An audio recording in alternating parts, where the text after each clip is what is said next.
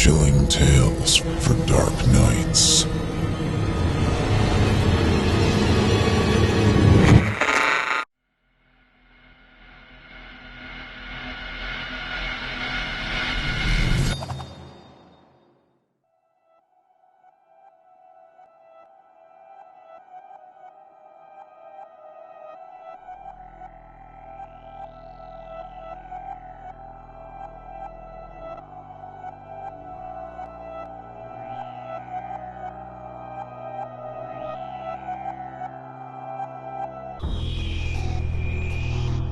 Thanks, fans, for joining us.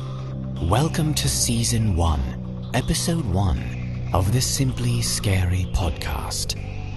I am your host, G.M. Danielson.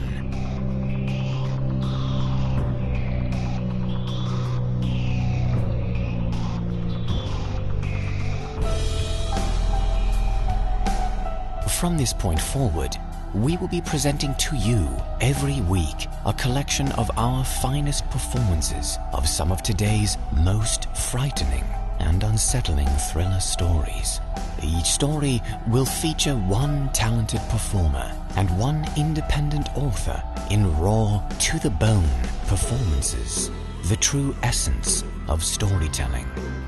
I will be your guide through the annals of our disturbing library. Now it is time to begin.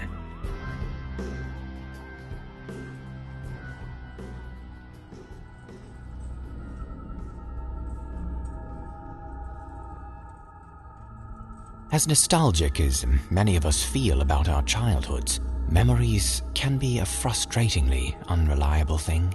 The most precious memories and important information of our formative years can be lost.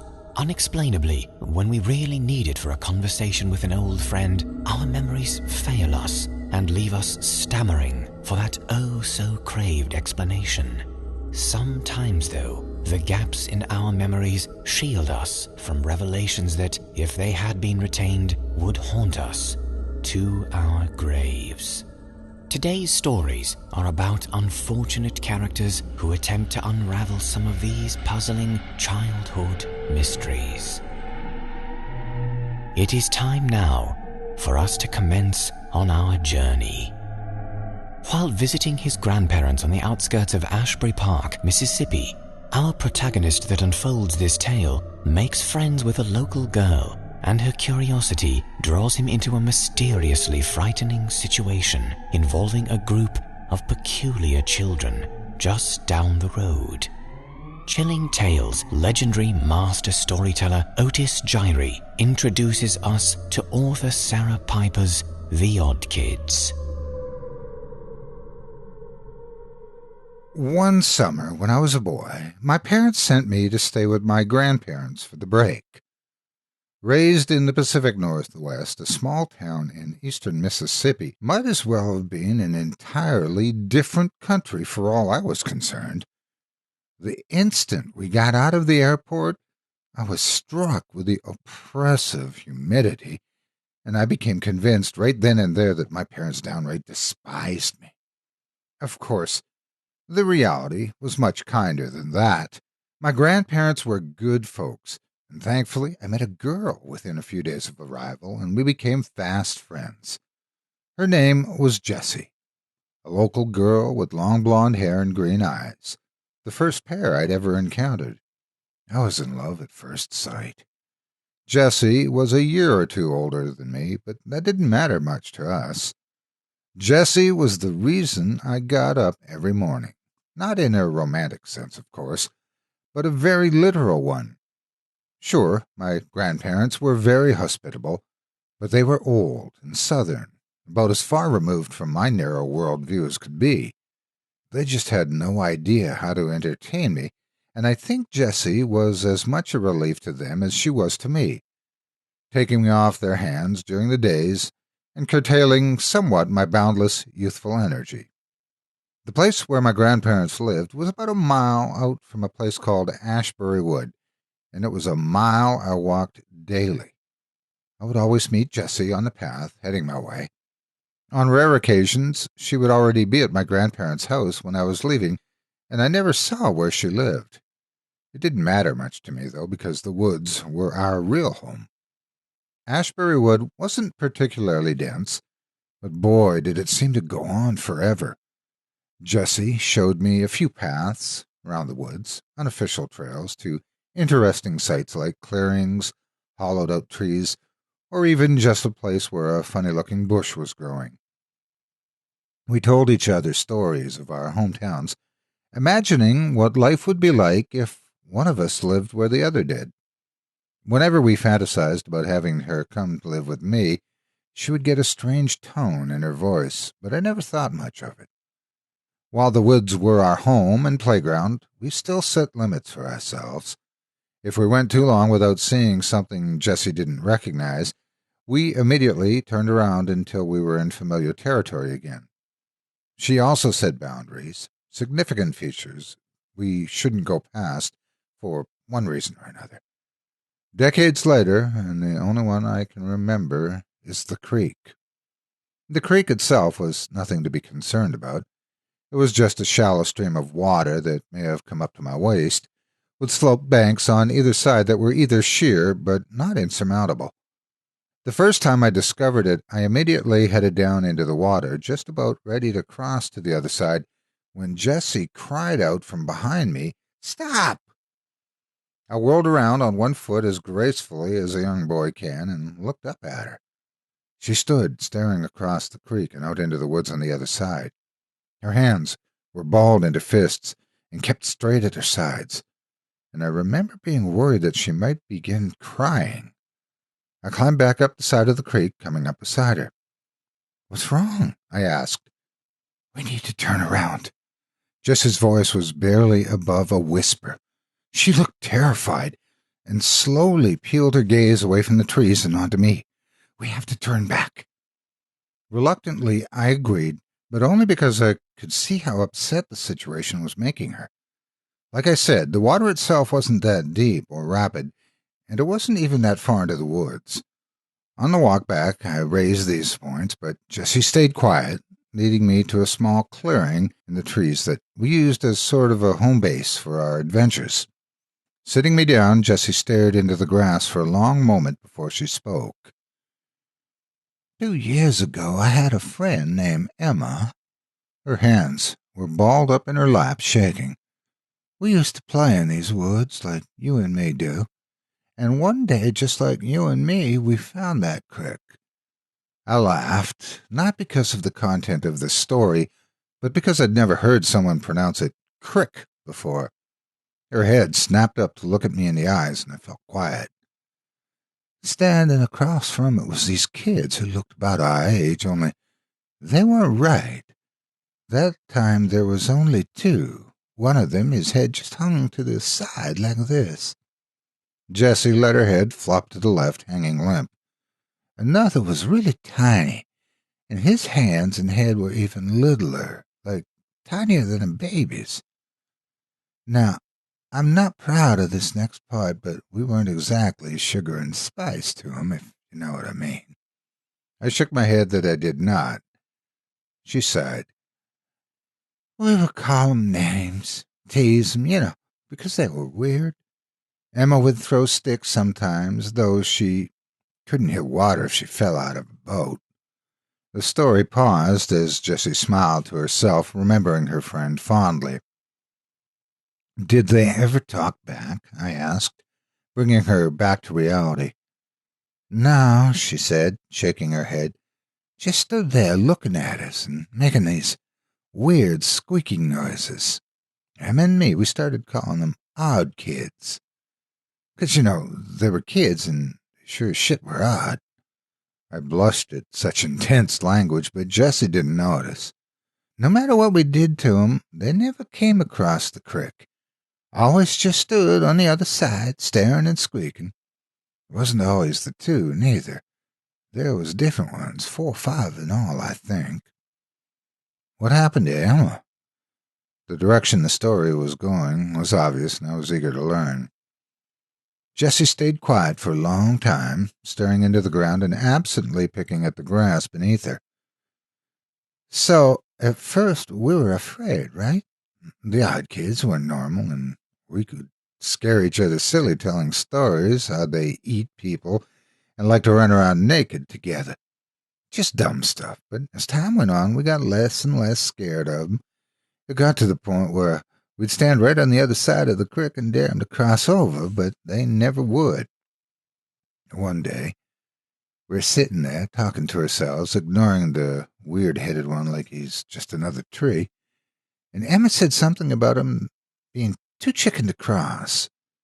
We both looked at him, and he just walked off, turned around, and went deeper into the woods, till eventually we couldn't see him. And I teased Emma that he was daring her to follow him, that she was a chicken if she didn't go. I was listening with rapt attention at this point. To my young mind, this girl's tale of terror more closely resembled a great campfire story, made even better by the fact that it allegedly took place only a brisk walk away from where I sat. Together, the two of us crossed the creek, 'cause, like you said, it ain't that big, and we climbed up onto the other side and chased after him. We went maybe a quarter-mile in before we started hearing that squeaking again. Only up close, it didn't sound like squeaking no more. It sounded like chittering. They surrounded us faster than either of us expected, coming out of the trees like ghosts. I was frozen in fear. I couldn't move a muscle, just staring at the odd kids and wondering what was going to happen. Then one of them, the limp-headed one, he grabbed Emma, and she screamed, and it's like it woke me up. I tore out of there as fast as I could go, practically leapt out the creek in a single jump and ran all the way home. My lungs were on fire by the time I stopped, and I was crying all over the place. People trying to get me to tell them what happened, but her voice trailed off, and I could see tears welling in her eyes. "Did you?" I asked. She shook her head, blinking away the tears. "I felt guilty," she admitted. "I felt guilty for leaving her, and I just kept thinking that she'd come home, that she'd be right behind me, and we'd cry about it and never go across that damn creek again. But she didn't." Jessie shook her head again. "But she didn't," she repeated. "She didn't ever come back. Nobody ever went looking for her, neither, 'cause she was an orphan. I didn't say nothing, and so nobody even knew where to look." Staring out into the woods in the direction of the creek, Jessie's voice crackled. "The odd kids got her. I don't know what they did with her. I'm sorry." I tried to console her, unsure of what to say, but Jessie wasn't paying attention to me anymore. She stood up, brushed the dirt off her denim shorts, and started walking towards town. I got up and chased after her. "Wait!" I cried. "Where are you going?" "Home." "Home? But why?" The concept seemed alien to me. It was the middle of the day. Who would want to stay indoors? "I can't stay in these woods. Not today." She paused. "You should go home, too. We'll meet up tomorrow morning." But nothing." She stopped and turned to face me. "Go home." Jessie started to turn around again before something else occurred to her. "And don't ever go across the creek. You hear me?" I nodded silently, and she reached out, grabbing my shoulders and giving me a firm shake. "Say it," she demanded. I promise. No going across the creek," I said timidly. She stared into my eyes as if searching my soul for a way to ensure my sincerity. Whether she found it or not, she eventually released me and headed off, leaving me standing alone in the woods with nothing on my hands but free time and my own thoughts. I looked back in the direction of the creek and the mysterious woods beyond. Were there really such a thing as odd kids? I knew monsters didn't exist in Oregon, but here in Mississippi it felt like anything could be true. Plus, Jessie had told the story with such conviction that it felt disloyal to be skeptical. I spent the rest of the day in the woods, wandering aimlessly. Part of me wanted to go back to the creek, but real or not, Jessie's story had scared the hell out of me. At one point I got just close enough that I could make the creek out through the trees, and I peered as hard as I could at the bank on the other side. I wanted to make out a pair of eyes staring back at me or hear that chittering Jesse had talked about. Heck, at that point, I would have accepted a quick blur between the trees as concrete evidence. But despite my willingness to believe, nothing came forward to present itself. The opposite bank was devoid of life, and I didn't have the gall to investigate any closer. As the sky dimmed, I reluctantly began the long walk home, unaccompanied for the first time all summer. I considered Jessie's story of the odd kids, and almost started to get a little angry with her. Of course they didn't exist. She made them up just to mess with me, and threw in another girl, conveniently orphaned, to drive home the scare. I shook my head and laughed, thinking about how gullible I had been. Later, at dinner, I ate with the ferocity of an animal. I hadn't realized how hungry I'd become, alone in the woods all day, thinking, and the chicken my grandmother cooked was the most delicious thing I'd ever eaten. It was only on my third drumstick that I stopped long enough to ask them a question. "Did you guys ever hear of anyone going missing in the woods?" I asked between bites, interrupting the regular mealtime silence. They looked at one another quizzically, as if searching their collective memory. "Nah, I don't think so," my grandmother eventually said. "Don't ring any bells," her husband agreed. "Why'd you ask?"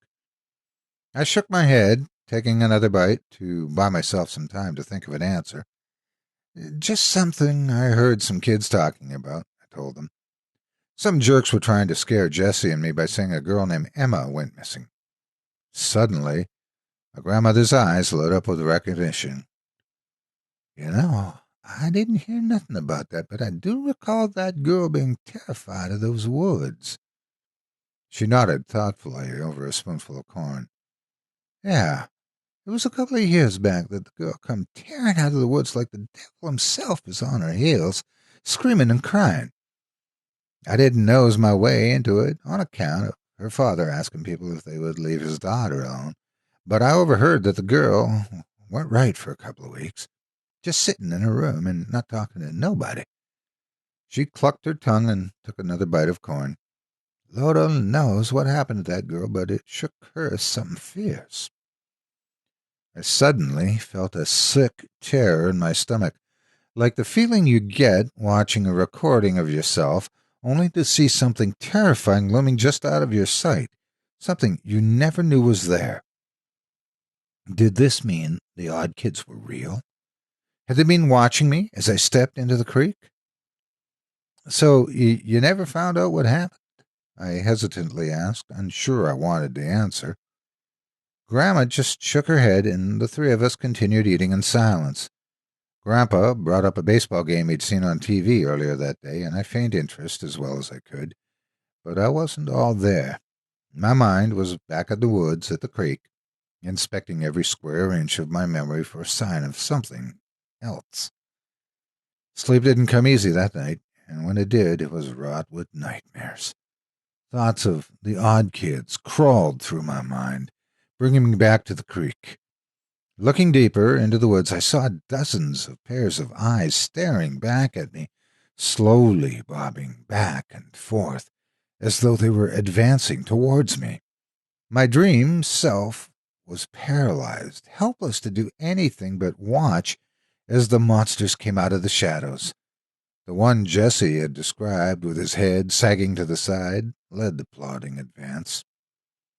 As a group, the odd kids crawled down into the creek, dragging broken limbs and torn flesh behind them, and each of them chittering off-tempo with the others to create a horrible cacophony of noise that filled my ears and bore into my soul, staring into the hungry eyes of the limp-headed leader as he reached out to drag me down. I awoke screaming. The noise still rang in my ears, and coupled with my panic, caused me to flail against my blankets as though they were trying to engulf me. I fell onto the floor with a hard thud, finally coming to rest. My grandfather burst into the room, and my grandmother was close behind him. "Are you okay?" he bellowed, still full of adrenaline even though he was beginning to realize there was no threat. Embarrassed, I kicked the sheets off of me and stood up. Yeah, just had a bad dream," I muttered. As I came to my senses, I realized the noise I had been hearing was the sound of cicadas filling the room, broadcasting their mating calls to the world. Laughing off their overzealous response, my grandparents led me downstairs to breakfast, which I accepted readily. That morning, I walked all the way to the woods without running into Jessie. I stood at the edge of the path, looking back down the road, trying to make out her figure, but nobody was there. Sighing, I walked all the way back to my house, then down to the woods again. There was no sign of her. My adolescent mind filled once more with nightmarish imagery, but I did my best to stay grounded in reality. She was the last person who would have gone across the creek, and if the odd kids ever ventured out of the woods, surely people around town would talk about them, right? Armed with these rationalizations, I decided to head to our favorite clearing and wait for her. She wasn't there when I arrived. Part of me had expected her to be waiting in the grass, ready to laugh in my face when she learned how I'd walked up and down the path 2 more times before thinking to check our spot. And as an hour slowly ticked by, I began to wonder if something bad really had happened to her. But if something had, what was I going to do about it? I had no idea where she lived, and she was the only kid I knew in the area. Almost unconsciously, I began to head towards the creek. I'd only promised I wouldn't cross it after all, and if she was so concerned about my whereabouts, she would have let me know where she was going to be. Besides, if she had been able to outpace the odd kids when they were right beside her, I'd be able to get away long before they got close. My legs were filled with a giddy, nervous energy as I began walking, sometimes at a quick pace and others at barely a shuffle. Once the creek itself was in view, I began to move from tree to tree, using them like cover from whatever might lurk on the other side of the creek. I inched closer, cautious to not disturb even a single twig in my approach. Finally, I was only a few yards from the near bank of the creek. I crouched down and quietly got to my hands and knees, closing the last stretch on all fours and keeping a close watch on the trees ahead of me. I hissed out Jessie's name in a low voice, straining my ears into the woods to catch anything of interest, but nothing happened. It was just another ordinary day, and I was just some weird little boy whispering into the forest. I was just about to turn around when a brief flash of movement caught my eye. I hadn't noticed it before because I was scanning the ground, but turning my eyes up, I saw a silhouette of something I couldn't quite make out. It swayed gently in the breeze, as though it was suspended from the branches. The leaves broke up the distant form, which must have been several dozens of feet away, and I immediately forgot my promise to Jessie. I had to know what that thing was. Just as I was about to swing my legs down to the bank of the creek, a call startled me to my feet in the distance. "What are you doing?" Jessie was standing a ways behind me, clinging onto a tree as though she might fall without its support. Though her tone was one of anger, her face was ghost white. She beckoned me towards her, clearly unwilling to go closer to the creek than she was. I twisted my body around, raising an arm to point at the thing I had seen in the treetops, but I couldn't relocate it. I saw something," I said, scanning the leaves for the swaying form. "And with any luck, it didn't see you," she hissed, stamping her foot in the dirt. I shook my head, my boyish curiosity trumping her obvious fear. "Don't be such a scaredy cat," I said, crouching down to see if I could find the figure in the branches. Briefly, I wondered if it had moved, but that seemed impossible. Whatever it wasn't animate. "I'm going across." "No!" Jessie screamed, lunging towards me. I was already startled by her cry, and mid-turn she collided into me at full force, sending both of us tumbling down the bank and into the creek. We yelled and flailed as we fell, both of us landing on my back. The muddy water babbled over us, and I scooted away, pulling myself onto the far bank of the creek. Jessie followed, more out of a desire to get out of the water than anything. "Nice going," I said sarcastically.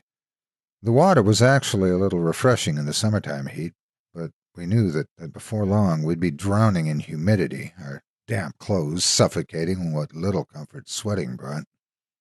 I crawled up onto the opposite side of the creek, once again raising my eyes to the branches to find what I'd seen. Please, please, can we go? Jessie was at my side, clutching my arm despite the fact that I was a good half-foot shorter than she was. We really need to go, please. Come on, just a little bit further. Wonder and excitement had overtaken all other emotions in my mind. Before, when the creek was just a memory, it was easy to picture a world of monsters lurking just across the way. Now that I was here in the light of day, I felt empowered. I could see that there weren't monsters, so obviously I was safe. I'm lucky to be alive. Tugging Jessie forward, I walked to the spot where I had seen the thing hanging from the trees, but now it was nowhere to be found. From where I was standing, I could still make out the creek, and I tried to imagine myself crouched low on the other side, looking up into the branches. The wind blew lazily through the leaves, shaking them this way and that, but nothing unnatural hung from the canopy. I saw something right here, I said aloud, justifying my persistence to Jessie. I did feel bad for dragging her somewhere she obviously didn't want to be, and I thought if I had something to show for it, maybe she would have understood. Instead, here I was, staring up into the trees like an idiot with a terrified girl clinging to my side. Her eyes darted back and forth across the tree line, as if waiting for something to suddenly appear and attack us. Unwilling to leave empty-handed, I coaxed us slowly forward. As we pressed on, the woods around us seemed to get quieter, as if we were entering some sort of dead zone in the forest, a place where even the birds and critters refused to go. Jessie's nails dug into my arm, but she stayed right by my side, no longer making any noise except a small whimper with every exhalation. After another 5 or 10 minutes of walking, we came across a rocky outcropping jutting out of the ground and a small hole leading down. Intrigued as I was by the promise of more adventure, something else caught our attention. A strange doll laid, propped up against the mouth of the cave, facing us. Its elongated forehead drooped slightly over its face, making the upper right side of its head concave. Its eyes were small and beady and black, shining in the midday sun, and tufts of hair had been placed onto its scalp in a disorganized manner. It was garbed only in small denim overalls, covering grungy cloth skin. Before I could even draw breath to comment on it, Jessie was fiercely tugging me away. "That's it! That's one of them!" She was practically screaming, raw terror coming through in her voice, but her reaction was scaring me more than the object itself. That was an odd kid? An oversized doll? "Calm down," I said, tugging back against her. "It can't be. Look at it. It's not breathing. It's just a doll." Wrenching my arm out of her grip, Jessie fell face first into the dirt, but was on her feet a second later.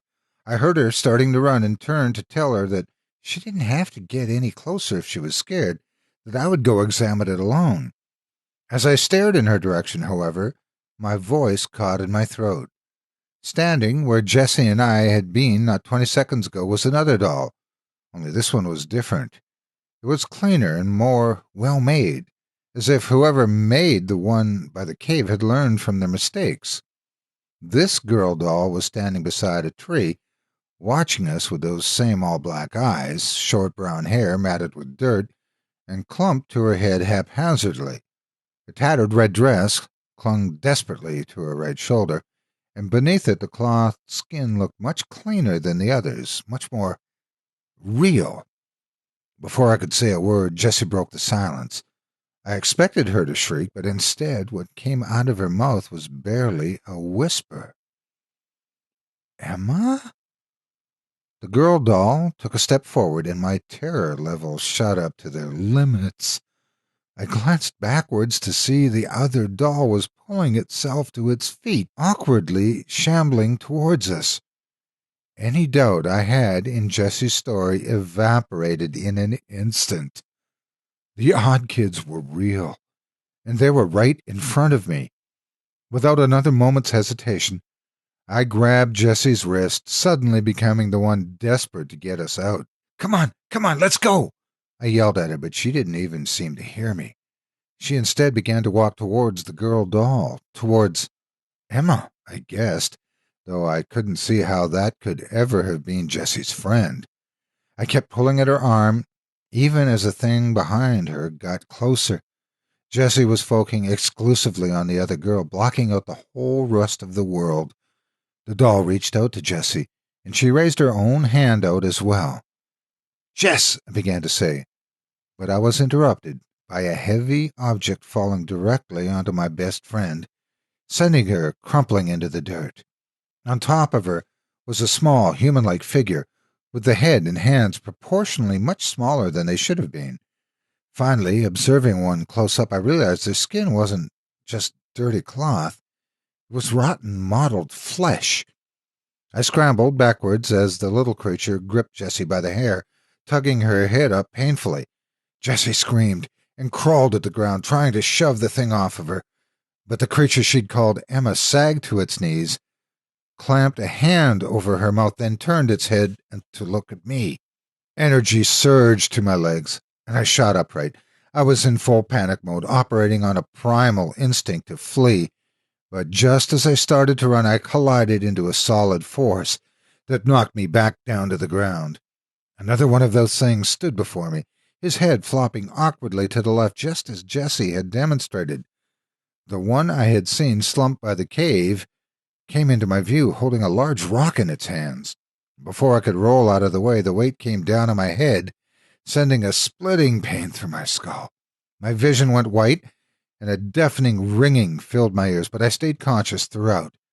I could faintly feel things tugging at me, pulling me across the ground as I struggled just to regain my senses. The blinding white slowly faded to an impenetrable black, and the ringing dulled to formless shuffling, and the odd kids' strange chitters echoing off the walls of the cave. I did my best to stay limp as I was dragged across the rough stone, tearing into my shirt and cutting my flesh. I'm certain I whimpered in pain, but the odd kids didn't react to it, hauling me further into their lair. Eventually, the motion came to an end. I was propped up against a rough stone wall, and even in the darkness I could tell that one of them was just in front of my face, quietly muttering to itself in those strange, rhythmic noises. Its coarse fingers grabbed my hands and began stretching at strong, thin fabric around my wrist, binding them together. It wrapped for what felt like ages until it finally seemed satisfied that my hands weren't going anywhere, then moved onto my ankles to do the same.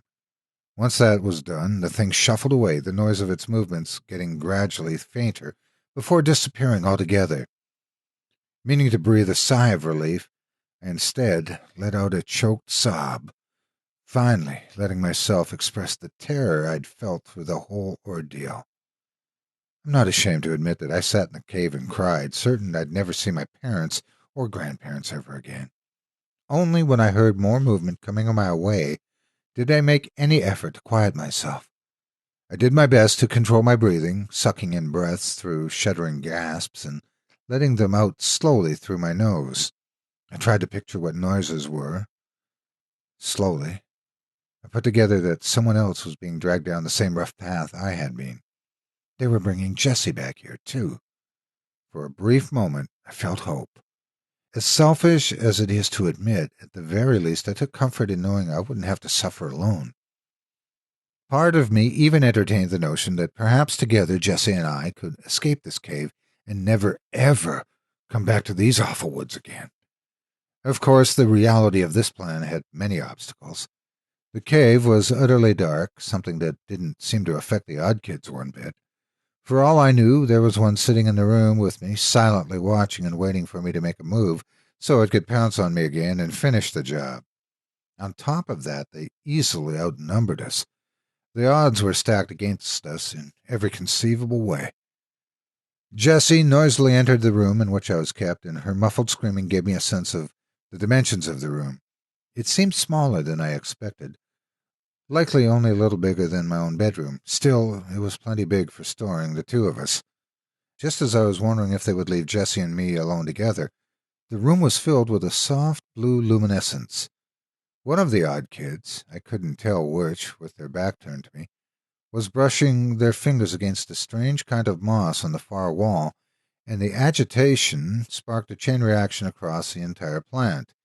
Tendrils of blue light arced over the wall in a brilliant pattern, the illumination branching off itself like a snowflake before finally filling in, covering the wall in the most beautiful display I'd ever seen.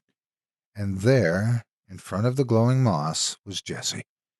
She'd been laid out on an obviously man-made dirt platform, and her struggles stilled as puffs of spores from the glowing moss fell onto her. The odd kid stood over her, observing for a moment before bending forward over her. In my life, I had never heard the sound of flesh tearing, but the very first time was unmistakable. I jerked at the noise, as if it had been my own skin, and my heart beat so fast I worried that it would give me away. I screwed my eyes shut and just listened, as the odd kid did God knows what to my helpless friend, only a few feet away from my face. Mustering up what courage I could, I began to work the bonds around my wrist against the jagged rock, working just slow enough to not make too much noise. The ripping noise soon gave way to gurgles and wet squishing, but I didn't allow myself to picture it. Instead, I thought about my grandparents, about seeing their warm smiles one more time. I thought about the airplane that would take me out of Mississippi, and I thought of every excuse I could ever use for the rest of my life to keep me from getting on another plane back. I had to survive this. I had to. Sure enough, the ropes came free with enough effort. Once they were weak enough, I managed to pull them apart with brute strength, the fibers tearing away from each other with a soft sound, something that was almost pleasing, contrasted against the disturbing noises coming across from the room. I groped around in the near dark, my fingers moving from rock to rock until I found something loose enough and big enough that I felt comfortable with it. I now stared directly at the odd kid, its back still turned as it performed its macabre ritual on my friend. Sawing the rock across the ropes around my ankles, I worked my nerve up to what I was going to have to do next. Armed with the rock, I was going to attack the odd kid, knocking them out with one good blow. Fair play, I thought to myself. Next, I would grab Jessie and hoist her over my shoulder. She was taller than me, sure, but I wasn't a weak kid. After that, we would sneak out of the cave somehow, then sprint back to my grandparents' house and be safe. The wraps across my ankles fell away, and I slowly stretched my legs out before getting them underneath me. The odd kid was still oblivious to me, and part of me hated that. Here I was, about to bash in its skull with a rock, and it didn't even consider me enough of a threat to turn around and check on me. "Hey," I whispered. The rock clutched tight in my fist as I held it out to the side behind my head. The odd kid finally swiveled around, and I stared into its soulless black eyes one last time before bringing the weapon across. The sensation was nothing like I expected. Instead of a solid blow and a resonating crack, my hand squelched through its blotchy skin with little resistance. I stood there stunned and staring into its remaining eye as its face hung loosely around my wrist. Soft scratches made their way across my hand, and I jerked it back, the force of my fist pulling out of its head, tearing another gouge through the skin that was not skin. Looking down at my hand, I saw the single most horrific thing I've ever seen in my life. Instead of brains, blood, and gore covering my hand, there were bugs. Centipedes, spiders, ants, and more, too numerous to count, swarmed over my skin. The bag of flesh before me slumped to its knees before kneeling over, its occupant surging out of the hole in its neck. I lost it. I screamed at the top of my lungs and beat my arm against the wall of the cave, sloughing off the vermin in sheets. Through the chaos, I called out Jessie's name, forgetting at the time that I had already expected her to be unconscious at best. Her head tilted to the side, and she raised herself up on her elbows, staring at me. My heart swelled, thinking for a moment that, if nothing else, at least we would get out of this alive. When the azure glow of the moss reflected off of Jessie's all-black eyes, I ran. Through the darkness I ran, heedless of the frantic chittering that echoed off the stone all around me. I ran into every single twist and turn in those tight tunnels, still struggling to scrape off all the bugs off my arm. With every passing moment, I expected to feel the odd kid's hands wrapped around my legs, drag me back to that room and do to me what they'd done to Jessie, turn me into one of them. Finally, I saw a thin shaft of light at the end of the darkness. I scrambled out of the cave and into the open woods, the full moon giving me plenty of illumination to find my way.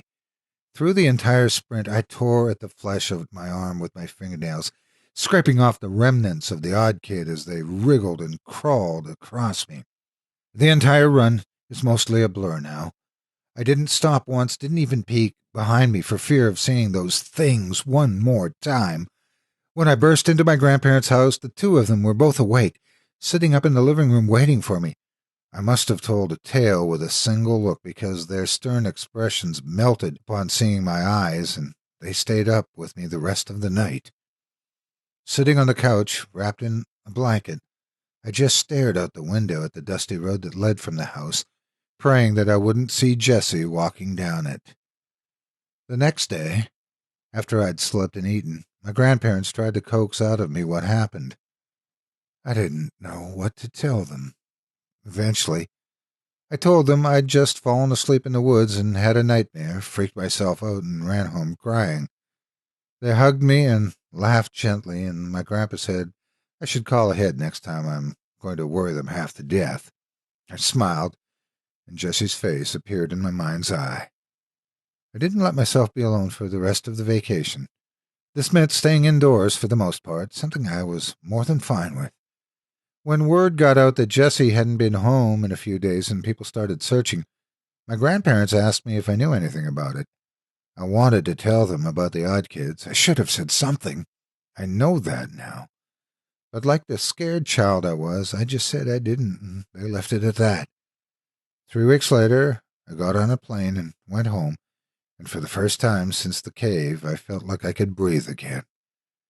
I no longer had the threat of the odd kids looming over me, just waiting for a moment's lapse and the readiness so they could pounce.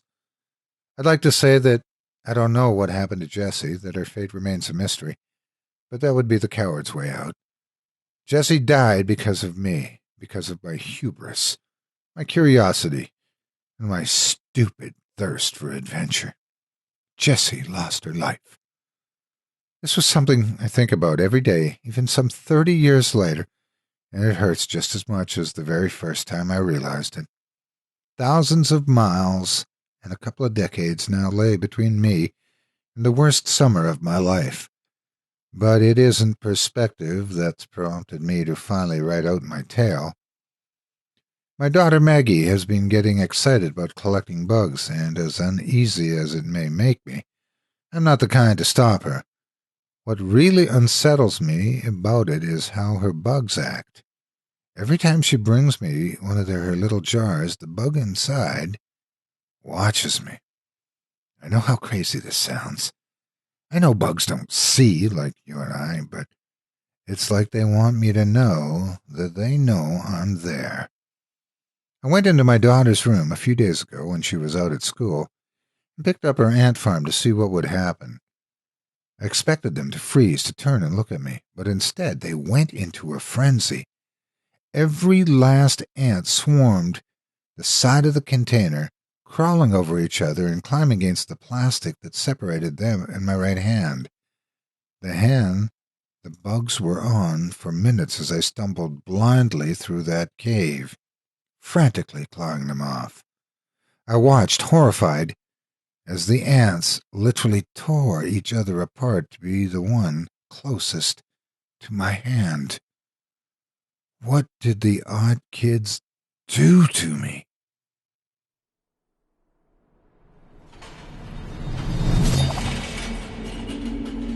What did the odd kids do to our storyteller, you may ask?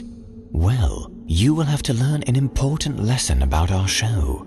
There are some mysteries you don't want to solve. Following a short break, we will meet someone whose greatest mistake in life will be to try and be just like one of the girls. Thank you, GM. This is executive producer of the Simply Scary podcast, Jesse Cornett, with a message from our friends at Chilling Tales for Dark Nights. Put your listening ears on, folks.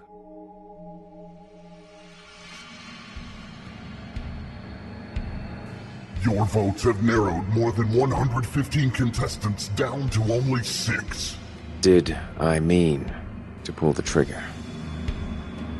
I honestly don't know. It all happened in an instant. This Halloween, you will choose who wins, becoming our first ever evil idol, receiving our grand prize, a coveted position as a permanent member of the Chilling Tales for Dark Nights voice acting team, as well as a top-of-the-line studio recording package. I hear a noise at the door, as of some immense slippery body lumbering against it. Come to our YouTube channel for a special 2-hour free live stream event starting at 9 p.m. Central Time, 10 p.m. Eastern on Monday, October 31st, Halloween night. I found her at the gates to the cemetery. Karen saw me and tried to squeeze through the gates. You'll hear our 6 best contestants perform 12 of the scariest stories Chilling Tales has to offer, with contestants each selecting their own weapon. That is, stories of their choice. She had done this to me. Her eyes remained wide and her laugh sounded toxic even as her body rotted away. 3 rounds of real-time voting through SMS texting, where for no charge, your voice will be heard, and just one winner will become our newest star, the very first ever evil idol. Or can the big bad carnivore not do it? Different when it's an animal you knew personally. Huh. Mark your calendars now to attend Chilling Tales for Dark Nights annual Halloween live stream event, Monday, October 31st, beginning at 9 p.m. Central Time, 10 p.m. Eastern, only at our YouTube channel. Forget scary movies. Forget trick-or-treating, costume parties, and pumpkin carving. If you want true horror, there's only one place to be on All Hallows Eve. So tell your friends you have better plans. Curl up with a cold drink and a sack of candy and join us for the final rounds of our first ever voice acting competition. Monday, October 31st, as we turn off the lights and turn on the dark and find out which of our idols is the evilest of all.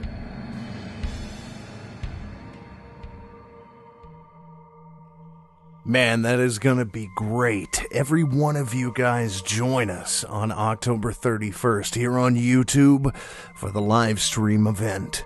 Now back to the show.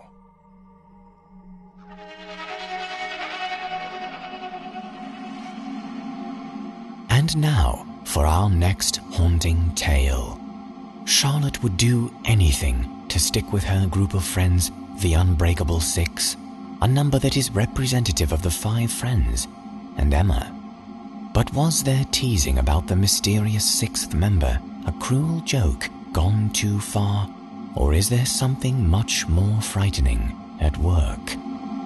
Without further ado, Alicia Pavlis performs Her Name Was Emma by author S.C. Young.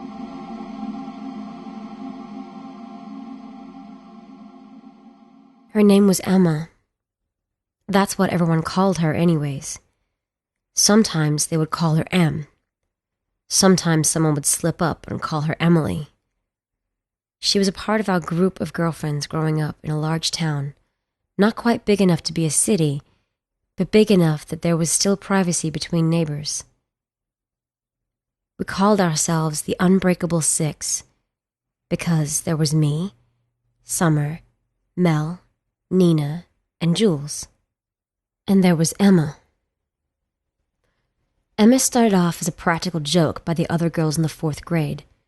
It was probably Jules that started it. She was always playing pranks on people.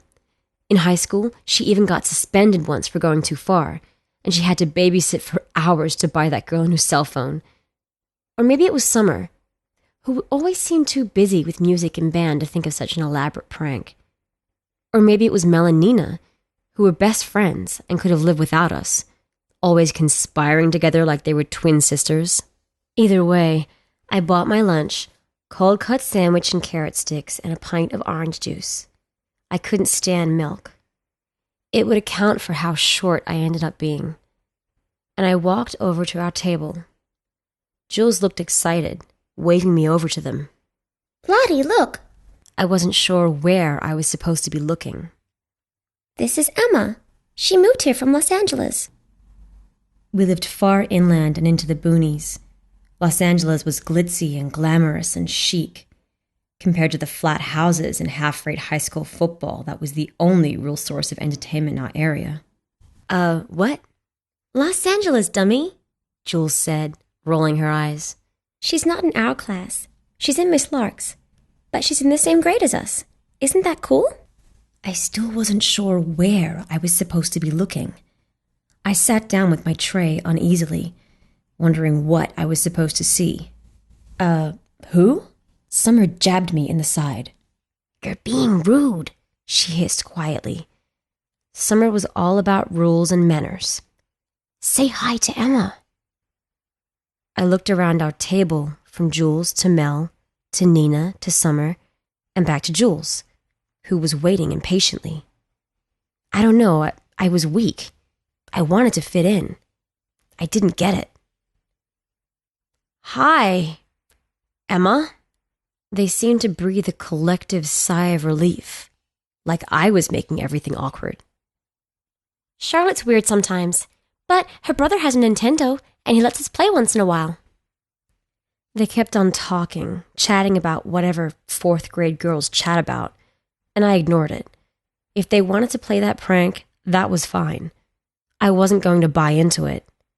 I was always a precocious child. I knew what they were looking for was a reaction. That's how Emma became a normal part of our lives. It was crazy. We would buy her birthday presents, and they'd disappear like they were taken.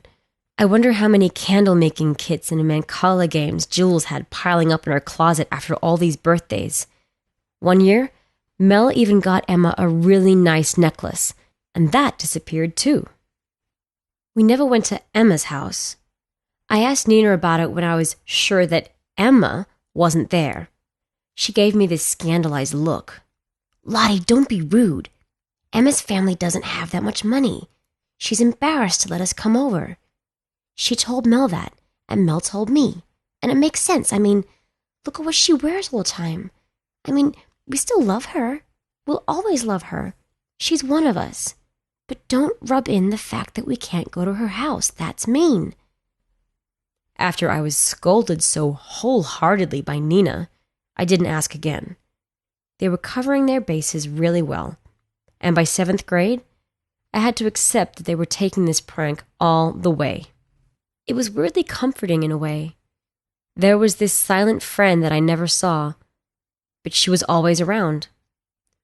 We would leave seats open for Emma, and when we practiced the buddy system, someone always had her.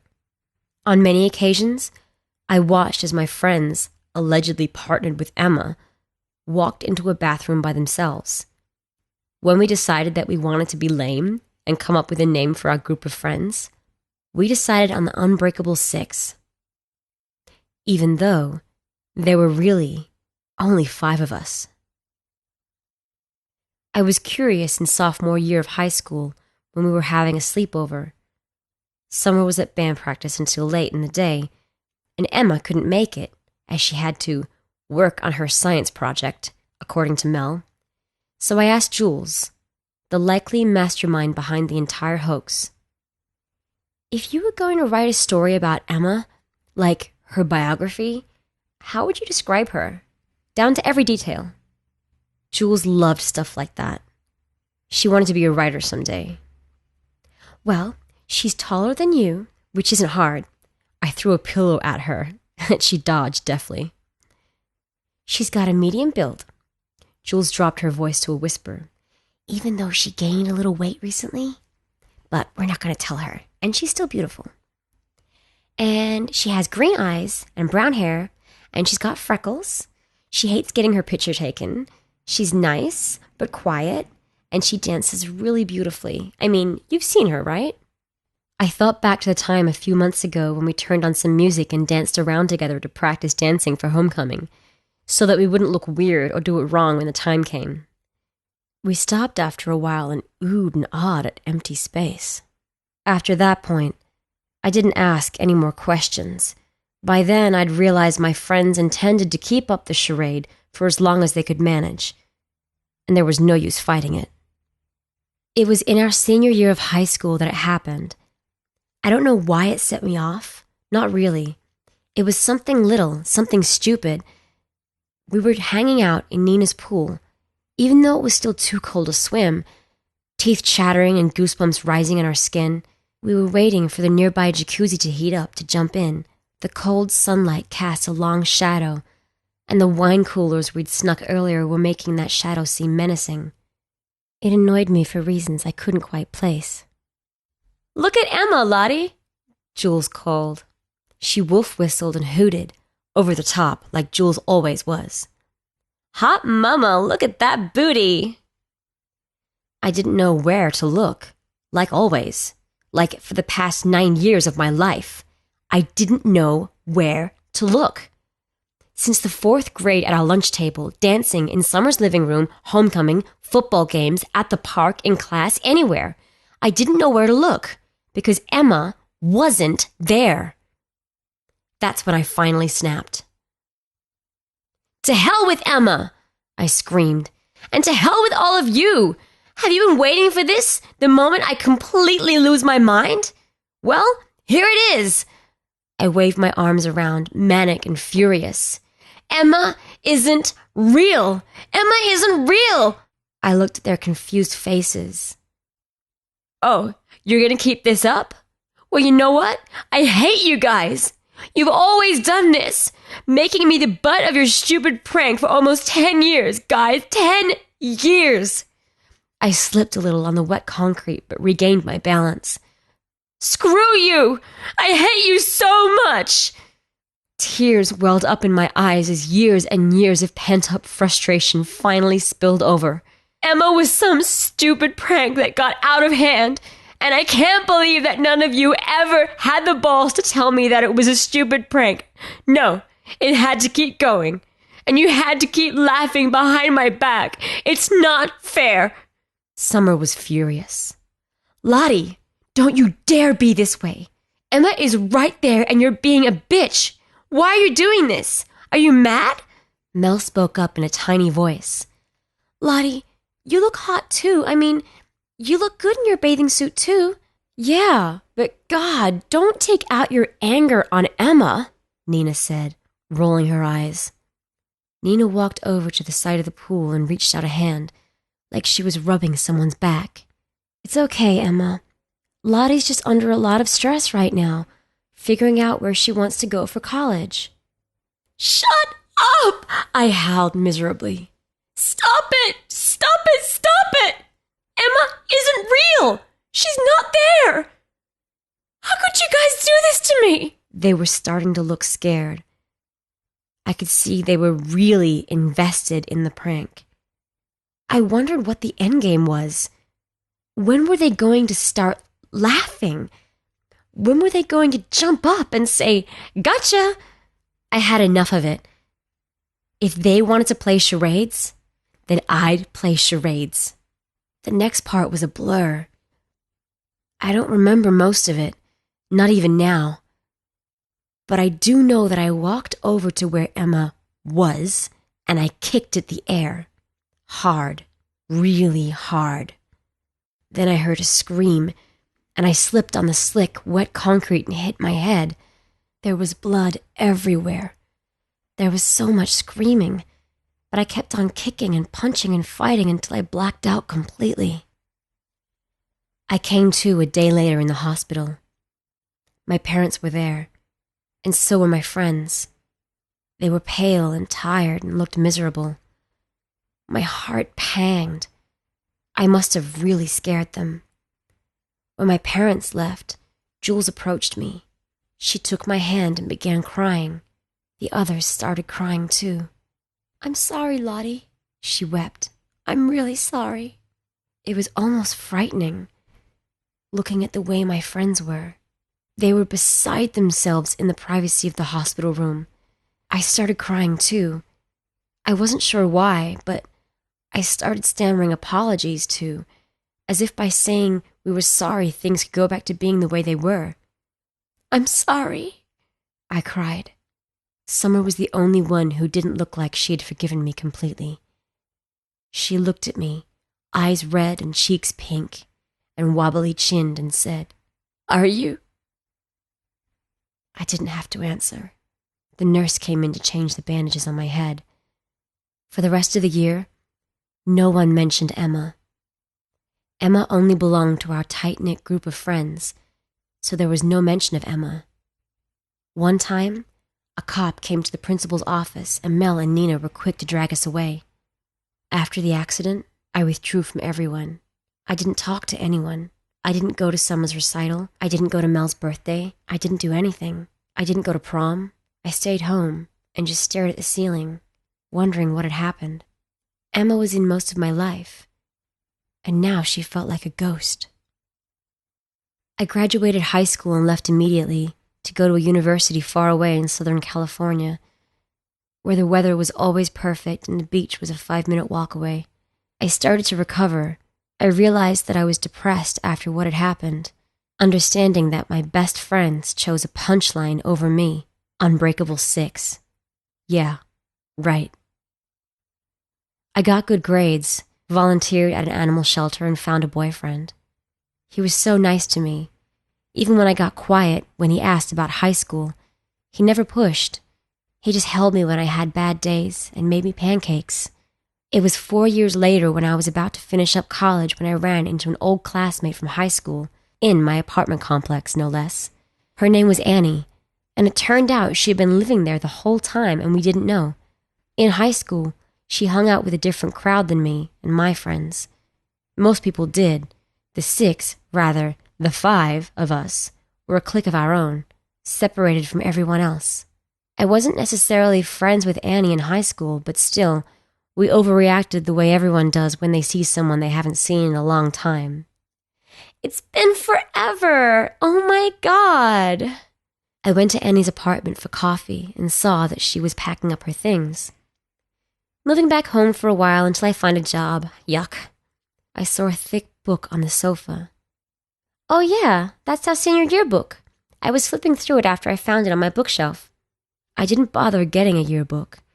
I didn't have friends at the end of the high school, but I was curious to see what I looked like back then, if I had gained or lost weight, if my skin had gotten any better. I opened up the first page and was instantly confused. For Emma, I read aloud from the first page. It was a dedication. My mind raced. Was there someone named Emma in our year? Yeah, it's really sad what happened to her, Annie said, handing me a mug of hot coffee.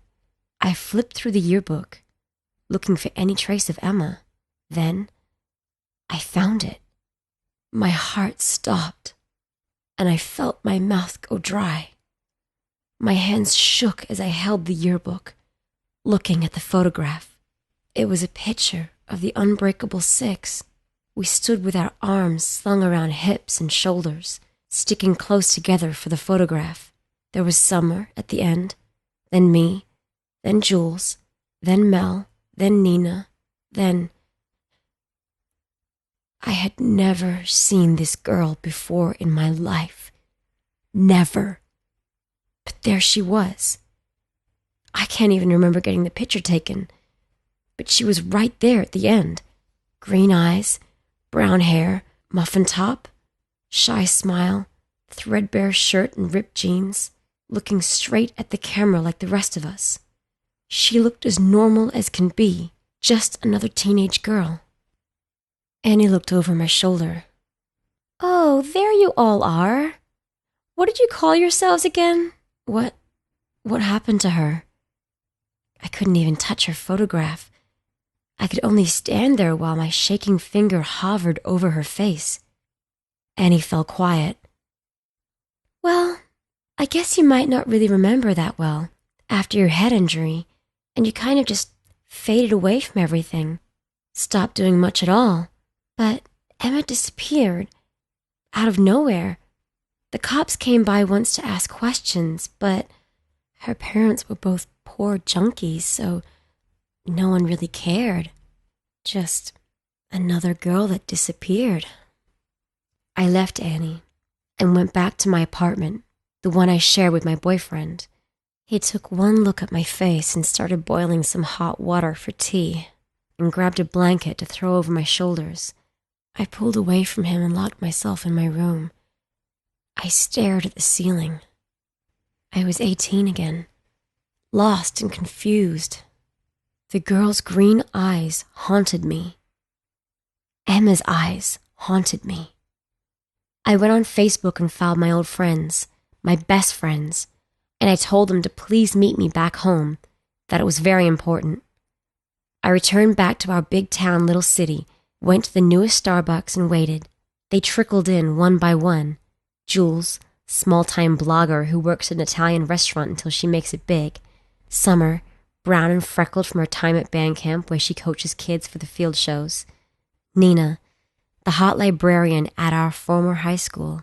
Mel, her belly swollen with her second child, wedding ring secured to her left hand by her high school sweetheart. My friends were not the same. Neither was I. I cut to the chase. I couldn't spare a moment for small talk. What happened to Emma? They exchanged uneasy glances. They knew this was coming. Nothing, Jules said with finality. Emma wasn't real. She was just a trick, Nina said softly. She was a prank. I figured they might pull that. I reached into my bag and slammed the yearbook down on the table, making our drinks rattle and one fall over, spilling tea onto the ground. No one moved to try and pick it up. They stared at the yearbook instead. Emma was real, I finally whispered. Emma was real. What happened to her? Nothing. Cut the crap, Jules, Summer snapped. She turned to me. Lottie, you killed Emma that day by the pool. You went nuts and kicked her. You kept kicking her. Then you slipped and smashed your head. And you bashed her head. And she fell in the pool. And it was too late to save her. And we had to worry about you. And Summer! Jules shrieked, swatting her in the arm. I was silent, absorbing what Summer had said. Mel spoke up in a tiny voice. Lottie, we weren't going to let you go to jail. I looked up at my friends, tears running down my cheeks. Why? Nina reached across the table and took my hand. She squeezed it hard. Because we're the unbreakable six. We don't break because one went crazy and another's dead. I excused myself to the restroom and wept for what seemed like hours. It couldn't have been that long, but there were angry knocks on the door from other patrons who needed to use the bathroom. But I just sat there on the dirty floor, sobbing, until I had cried everything out. I came out where my friends, my best friends, were still waiting. I sat down in my seat and faced them. I want to turn myself in. There was an outcry of different responses. Summer seemed willing, ready to have me turn myself into the police. Jules yelled out about them all getting in trouble. Mel started to cry. You don't have to, Nina said. You don't have to. We got rid of all the evidence. We buried her far away where no one would find her. I want to turn myself in, I repeated firmly. I killed her. I'll tell the cops that it was me, that I buried her. Tell me where she is so I can tell them where I put her. None of you will get in any trouble. It wasn't your fault. I thought I had finished crying. I thought I had nothing left, but I choked out what I wanted to say for so long. I never saw her. They looked at me expectantly. I never saw her. Not even once. I thought it was just a big prank that you were playing on me, and I didn't want you to laugh at me. The girl in the yearbook, I've never seen her before. I just played along. Nina nodded. I thought it was weird that you were always so cold to her, like you didn't even acknowledge her. She really liked you, Mel said. She thought you were so smart, that you were going to go out into the world and do amazing things. She would always talk about that. I felt as though my heart would burst. I swear I never saw her. Something must be wrong with me, but I never saw her or heard her. I cleared my throat.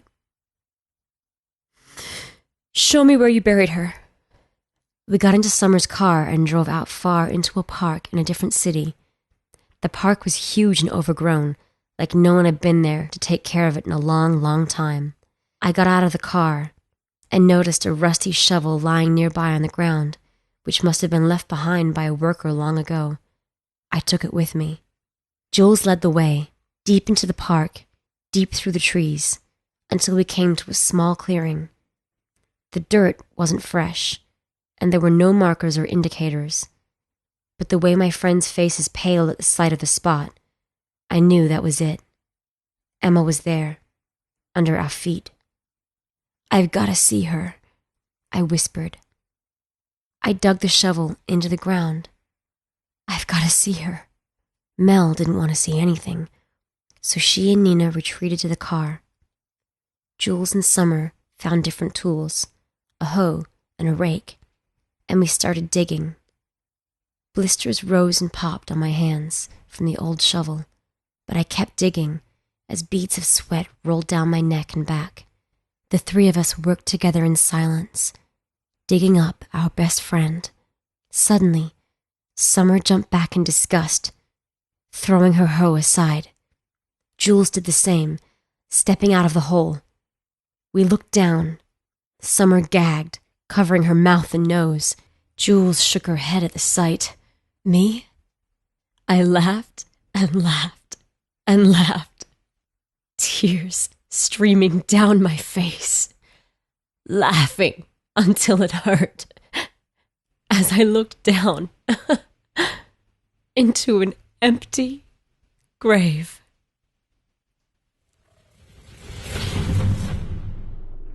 For us, in the bowels of the Chilling Tales studios, our issue isn't so much failing to see the dead bodies everyone else does.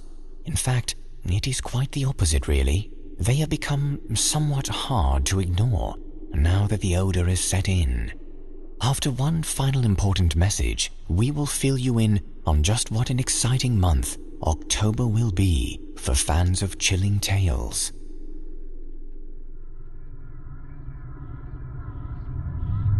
Hello, this is Jesse Cornett. I'm executive producer of this podcast, and I hope you've enjoyed the show. I wanted to inform you of the sponsorship opportunities available on our broadcast.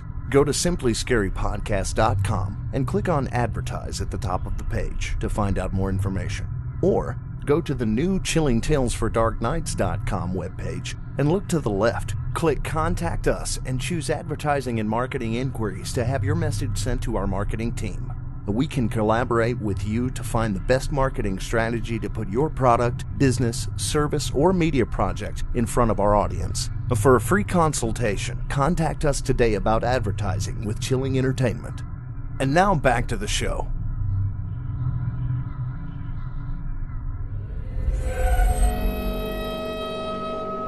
We have come to the end of our journey, children of the Dark Night. But let me inform you of some upcoming Chilling Tales events. Join us for the Chilling Tales for Dark Nights Halloween live stream event that will feature the unveiling of the Evil Idol contest winner, plus live readings of some of this Halloween's most frightening stories. Monday, October 31st at 9 p.m. Central, 8 p.m. Eastern. Also, Chilling Tales is developing a pilot series to expand our show into animation. Follow the development of this exciting project on our social media platforms. Chilling Tales for Dark Nights on Facebook and on Twitter at Chilling Tales WI. If you wish to assist Chilling Tales in creating more quality audio productions and would like to access our past productions in the highest quality possible, visit chillingtalesfordarknights.com/plans/patrons, and for as little as $2 a month, you can have access to them all at 320 kbps, plus some goodies never released to the general public before, including isolated music tracks and even some short films. Every subscription helps us to scare you. And finally, if you have enjoyed our show, the Simply Scary Podcast, we'd like to remind you to stop by our iTunes page and leave a comment with 5 stars. This will get the new podcast off to a great start and warm our black little hearts to their very hellish cores. Just search for Simply Scary on iTunes.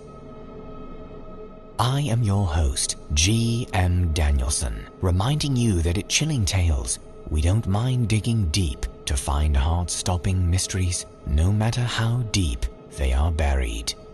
And remember, there is nothing simple about scary, unless, of course, it is the Simply Scary podcast.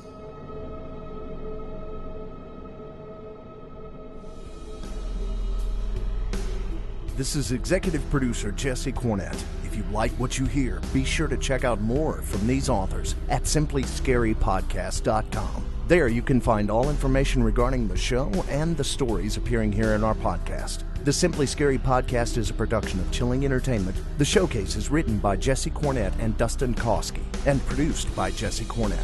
The host of the Simply Scary Podcast is G.M. Danielson. Original music during the show by Jesse Cornett. This broadcast was directed and created by Craig Groshek. Be sure to look for the Simply Scary Podcast on iTunes. And if you like the show, leave us a 5-star review. Comments or questions? Email us at contact@simplyscarypodcast.com and check our website for more information. While you're there, consider clicking on the patrons link at the top of the page to help support our show. Copyright Chilling Entertainment LLC 2016. Thanks for listening.